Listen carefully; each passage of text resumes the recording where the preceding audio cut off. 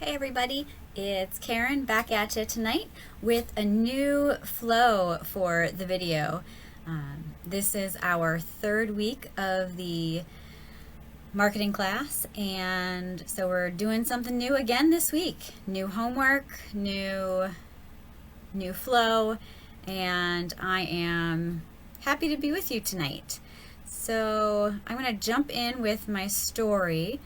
And it's about being a recovering perfectionist. I'm not sure how many of us are out there, but I think it's probably a lot. And for me, this perfectionism has shown up in ways where, whether it's been in my job or whether or not I want to try something new, there are these times when I lose sleep. It's not fun.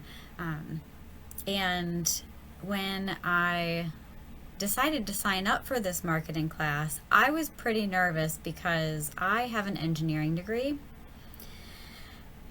Marketing isn't in my skill set, and my initial thought was this could go horribly wrong. Absolutely 100% horribly wrong, and everything about that just made me completely anxious. I'm, like a lot of recovering perfectionists, I'm not good at being a beginner. I often don't let myself try new things because I feel like I need to be perfect at it the first time I try it. I was listening to a podcast on my walk tonight, and the person who was being interviewed was talking about how she was taking some new classes and she just loved to learn, and there was this sparkle in her voice about learning and trying new things, and I don't understand that inherently. It's not part of my makeup. It's like, let's do this, and let's do this right, and let's do this efficiently. And the idea of lifelong learning doesn't fit into my recovering perfectionist mindset, I guess. And the thing that I've come to understand about this belief of perfectionism is that it really doesn't allow for much fun. To tell yourself, I must be perfect all the time. First of all, it's incredibly subjective. Like someone else's version of perfect is so different than what our version of perfect is. And, there can be competing perfects, and it just gets into, kind of an existential nightmare if you go down that rabbit hole. But on a more practical level, there's such a limited opportunity for creativity and play and exploration and these things that really add a lot of meaning to our lives. Believing that we must be perfect all the time is actually a really kind of painful existence of always being afraid we're not going to measure up to this standard that we have in our heads. There's worry, there's anxiety, there's fear, and it can spiral almost into, I'd call it a paranoia of sorts, in terms of being afraid that someone is going to find out that we're not perfect, which none of us are, but as a recovering perfectionist, I like to think that I could be perfect in some ways. And so there's this opportunity that we all have for living into something different. And for me, the something different that is not perfectionism is the freedom to experience life as it comes and react in a way that is authentic to me and how I am in the moment.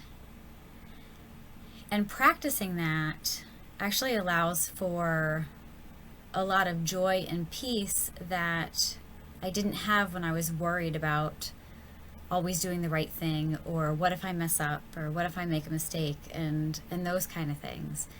So I'm this process of transformation that I'm in, and that we're all in, is moving towards the mission of not taking ourselves too seriously, of living with joy and peace, and being able to laugh and play and not be in the worry and anxiety with all of those voices running in our heads that say, you're terrible, you can never do this right, who do you think you are, this isn't right for you, you're going to mess up, you need to be a master at this at the beginning.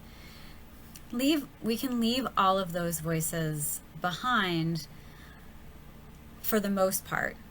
They come back in times of stress and worry and, those kind of things. But generally, we can train our minds to give that part of us the freedom to say what it needs to say, but not let it stay for dinner, if you know what I mean. So we have this, as a perfectionist, we have this old way of thinking where it's, I can't make a mistake or I'll be unlovable.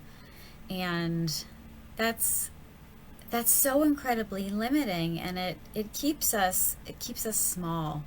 And the world needs us to be bigger than that, because the world needs us to be who we have been created to be and who we want to be, and we need to dream big and change the world and do amazing things. And we can't do that if we are constantly worried about whether or not we're going to make a mistake. And so this mindset shift is towards, I am good and lovable just as I am. And in that mindset shift, there is so much freedom. There's freedom to experience life as it comes and be present in the moment. And I've been experiencing this with the marketing class. One of the things that I said in the class at the very beginning, to give myself permission to be creative and practice and play in the sandbox, was to set the bar really, really low. I think the weekend before I started the marketing class, I had just read one of the Stephanie Plum novels, and in it, a car caught on fire from a bag of flaming dog crap, which, as I read it, just made me giggle. My husband was looking at me like, what are you laughing at? And then I just had to tell him that a car caught on fire because someone lit a bag of dog crap on fire, and it's just brilliant, So that was my bar. I set the bar really, really low, in that pretty much whatever I did would be one level above flaming dog crap. And it was amazing how that gave me permission and freedom to try different things and not be great at this marketing thing. It gave me freedom and permission to say, you know what, I'm going to try this and I'm going to play. And it may stink. It may be terrible, but it's probably not going to be as bad as a conflagration of dog poo. So I leave you with this encouragement for the evening that you can set the bar low. And so as maybe you want to try it, think of one thing that you want to try in the next 24 hours and give yourself permission to be epically bad, however that looks. Whether you use my analogy of, it can't be as bad as flaming dog crap, or pick your own. If you do pick your own, please share in the comments, because I'd love to hear how you set the bar super low for yourself. And I hope you all have a great rest of your night. Take care.